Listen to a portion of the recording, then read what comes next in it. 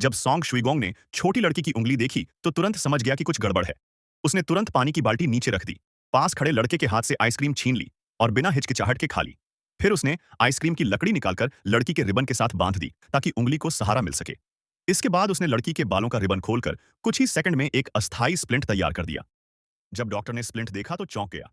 वह बिल्कुल वैसा ही था जैसा किताब में पढ़ाया जाता है। डॉक्टर ने कहा कि अगर जरा भी देर हो जाती तो लड़की की उंगली खराब हो जाती। तुरंत सीटी स्कैन की व्यवस्था की गई। अस्पताल के गलियारे में लड़की ने अचानक एक जानी पहचानी आवाज सुनी। ध्यान से देखा तो वही व्यक्ति था जिसने उसकी उंगली पर स्प्लिंट लगाया था। लड़की के पिता ने धन्यवाद देने का इरादा किया ही था कि अचानक उन्हें तेज खांसी का दौरा पड़ गया।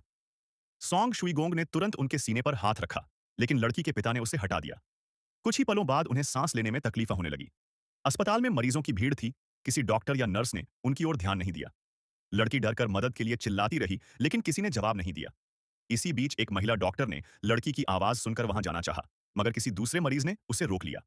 आखिरकार उसने नर्स को भेजा कि लड़की के पिता को देख ले। सोंग शुइगोंग ने भी महसूस किया कि मामला गंभीर है। जैसे ही वे लोग लिफ्ट में दाखिल हुए, लड़की के पिता अचानक गिरकर बेहोश हो गए। सोंग शुइगोंग तुरंत दौड़ा, मगर डॉक्टर ने उसे बाहर खींच लिया। स्थिति नाजुक थी। डॉक्टरों ने मरीज को सीधा लिटाया और उपकरण लेने दौड़े। सोंग शुइगोंग ने पिता के सीने पर हाथ रखकर मानो दिल की धड़कन रुकते देखी। डॉक्टरों ने आपातकालीन इंट्यूबेशन की तैयारी शुरू की, लेकिन उसने कहा कि देर हो चुकी है, दिल की धड़कन बंद हो चुकी है। डॉक्टरों ने उसकी बात पर ध्यान नहीं दिया और जान बचाने की कोशिश जारी रखी। सोंग शुइगोंग ने उपकरण छीनकर जबरदस्ती प्रक्रिया रोक दी। डॉक्टरों ने दोबारा जांच की तो पता चला कि सचमुच दिल बंद हो चुका है। तुरंत सीपीआर शुरू हुआ।